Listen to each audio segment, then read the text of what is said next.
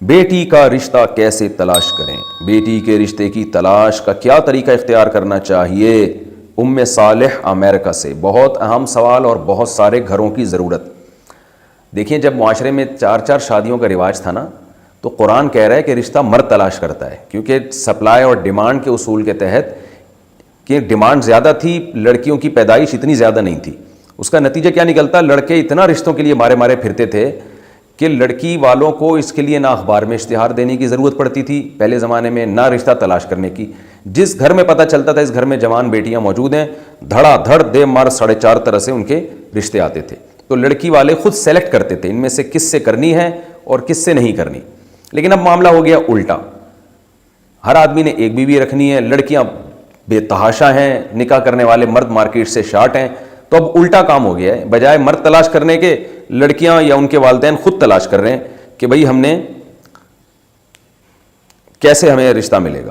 تو اب نتیجہ یہی نکلا ہے کہ جی وہ اب رشتے ہی نہیں مل رہے مارکیٹ میں۔ تو اب کیا طریقہ اختیار کیا جائے گا؟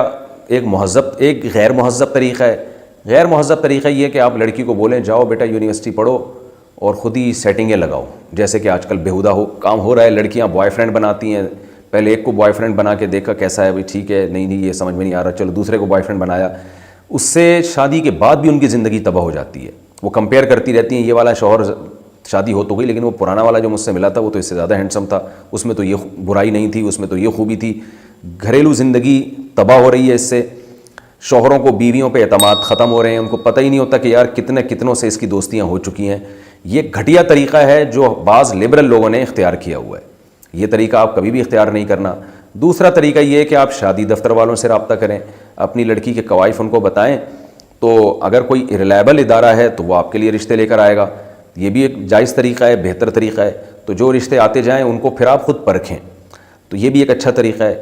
تیسرا طریقہ یہ ہے کہ بھئی خود آپ نظر رکھیں، لڑکی کے والد کا یہ کام ہے، اصل میں یہ کام باپ زیادہ اچھا کر سکتا ہے۔ وہ معاشرے میں چلتا ہے پھرتا ہے، لوگوں سے ملتا ہے، تو وہ لڑکوں کو تلاش کر کے رکھے، بھئی یہ بندہ اچھے خاندان کا لگ رہا ہے، تو کسی ذریعے سے یا خود سے اس کو پیغام پہنچا دیا جائے، بھئی اگر آپ کا شادی کا ارادہ ہے تو ایک اچھا رشتہ ہمارے پاس موجود ہے۔ اس زمانے میں اگر آپ یوں کہیں نا میری بیٹی سے تم شادی کر لو، خود پیغام دیں گے، تو سامنے والے کا ظرف اکثر اتنا بڑا نہیں ہوتا کہ وہ آپ کی اس پیشکش کی قدر کرے، بلکہ وہ سمجھتا ہے کہ آپ کی بچیوں میں کوئی فالٹ ہے جو ہم سے بات کر رہے ہیں۔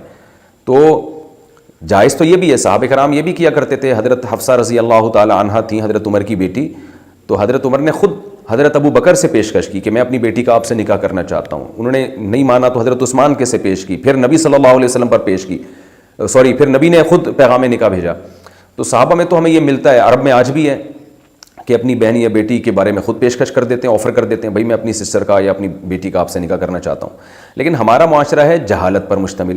اگر آپ نے ظرف بڑا کر کے خود کسی کو کہہ دیا کہ میں اپنی بیٹی کا آپ سے نکاح کرنا چاہتی ہوں، تو اگلا بجائے آپ کو عزت دینے کے وہ اس کو آپ کی کمزوری سمجھتا ہے، اور اگر وہ شادی کر بھی لے گا تو ساری زندگی یہی تانے دے گا کہ آپ نے خود بولا تھا، ہم تو نہیں راضی نہیں تھے، آپ نے بولا تھا۔